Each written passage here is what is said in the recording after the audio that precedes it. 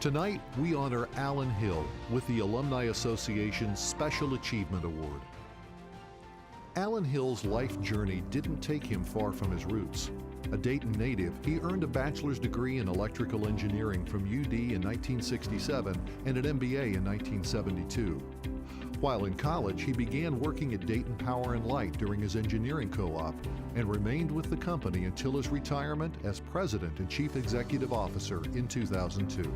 Since then, his volunteer work in the community continues. Alan has been a member of the university's Board of Trustees, serving for a time as chair. He has also been a member of the advisory councils for both the School of Engineering and the School of Business Administration. In addition to this, he serves on various boards in the Dayton region. Although part of his decision to attend UD in the mid-1960s related to his need for an affordable education and the ability to live at home with his parents, Alan, a Chaminade High School graduate, also felt comfortable with the Marianists and their philosophy. UD is unique because it's a Marianist university, he said. It has a different flavor than other Catholic institutions. Even as it's grown, it's maintained its rich tradition and is still very Marianist. At UD, he met his wife, Chris, watched the Flyers men's basketball team advance to the NCAA tournament finals against UCLA in 1967, joined the newspaper and yearbook staff as a photographer, and met many students who remain friends more than 50 years later. His children, Patricia and Brent, followed in their parents' footsteps, graduating from UD in 1997 and 1998. And that familiarity with the city of Dayton and its heritage, combined with values he learned from the Marianists, has helped Alan remain committed to seeing UD and Dayton thrive. For his professional accomplishments and his community leadership, the University of Dayton Alumni Association is proud to present the 2016 Special Achievement Award to Alan Hill.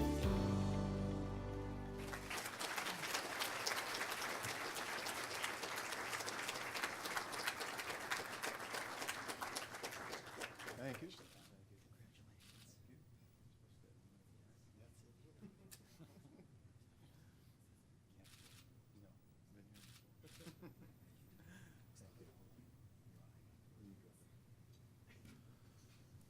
Okay, so Dennis was right. There's nobody that can follow Matt. What a great inspiration to us all. Now, I have to pull myself back because I can tell you stories about Dennis on that trip that would keep us here all night. But I was instructed over and over again that I only have a certain amount of time. So what I'm thinking is that Brother Ray, that Dan Kern got together and auctioned off how many seconds that I have. So I've already used just about 75 seconds of my 300 seconds that I was allotted. Now that tells you I'm an engineer, right? I got this down pat. What has UD given me? Thought long and hard about that. What UD has given me is opportunity. UD gave me the opportunity to work on the board of directors with Brother Ray for 9 years, and then 9 years with Dr. Dan. I couldn't have asked for anything more. They're such terrific people. We didn't always agree. Each and every one of them can tell stories about me and some of the other folks here. But wow, has the institution really progressed under their leadership? It's just outstanding. I was pleased to be on the search committee when we were searching for Dan's successor, and Eric was there. We said, this is the guy. He's going to do it. His family is wonderful. They have a son who can out-cheer most of you at UD basketball games, and he's just wonderful. Eric, you're going to have fun. UD gave me the opportunity to learn to learn. Now, we all talk about learn, lead, and serve and all like that, but it really gave me the opportunity to be able to learn how to learn, and that's what really helped me the rest of my life. also taught me to be prepared. Those darn engineering professors. Got to do your frickin' homework. Well, I learned how important that was, and one of the value systems that I've heard many people talk about UD is that the students of UD, whether they're in New York City, whether they're in Los Angeles, wherever they are, can compete with any of the top school students, and in many cases exceed. And it's because we have a value system,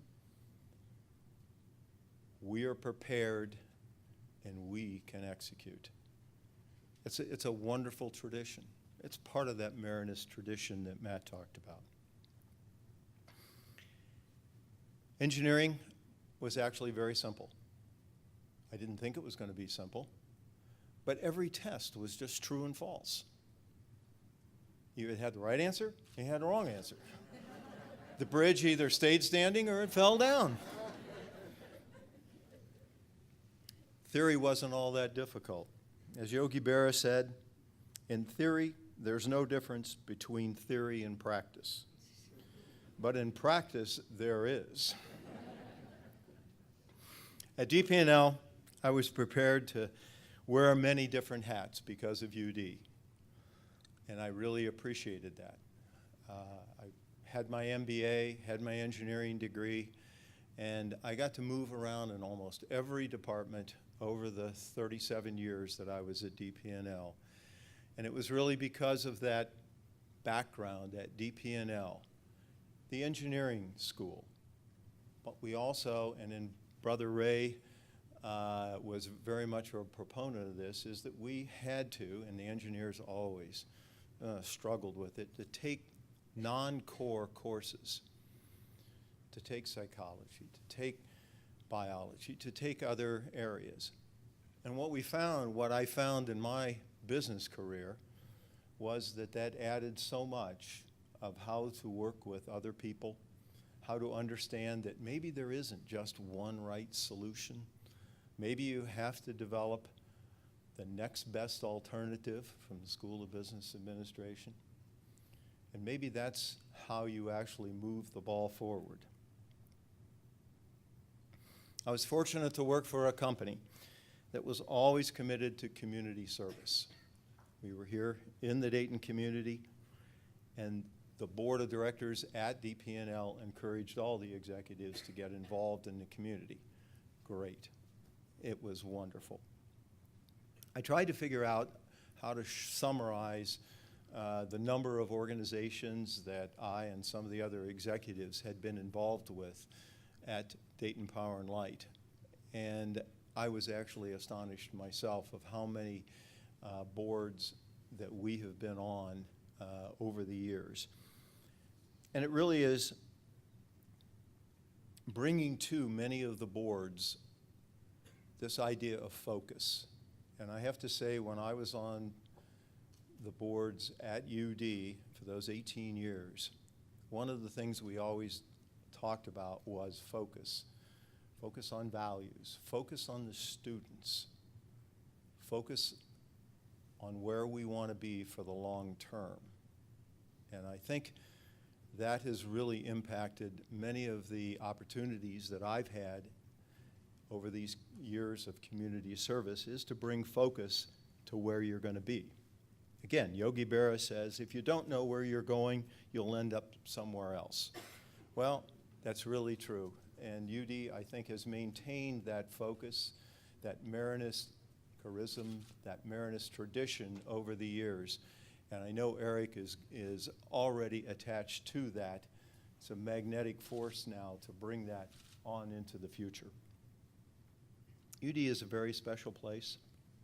It's often difficult to describe to incoming students, to prospective students, and even faculty coming in how special UD is.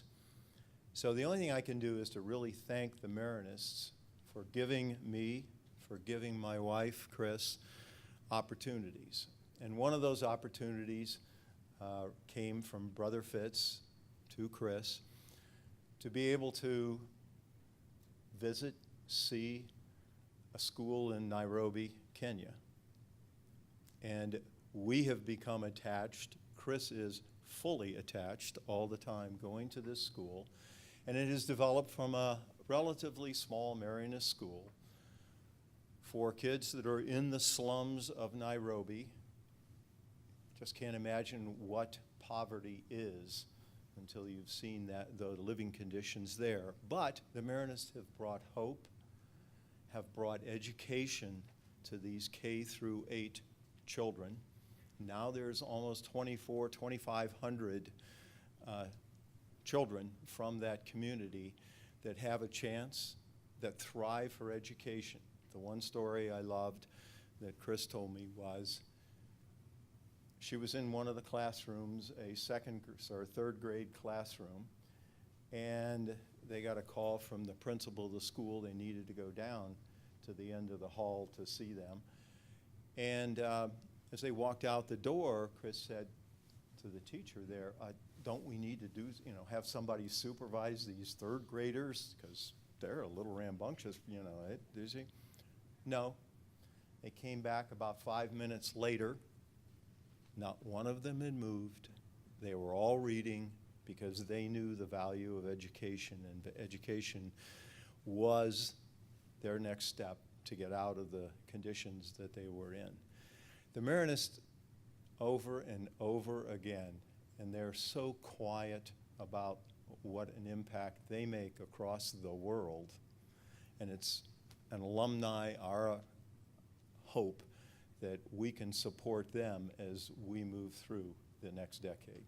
I want to thank everyone that was involved with this. There's just too many names to name at UD, but I want to thank everyone for this very special award.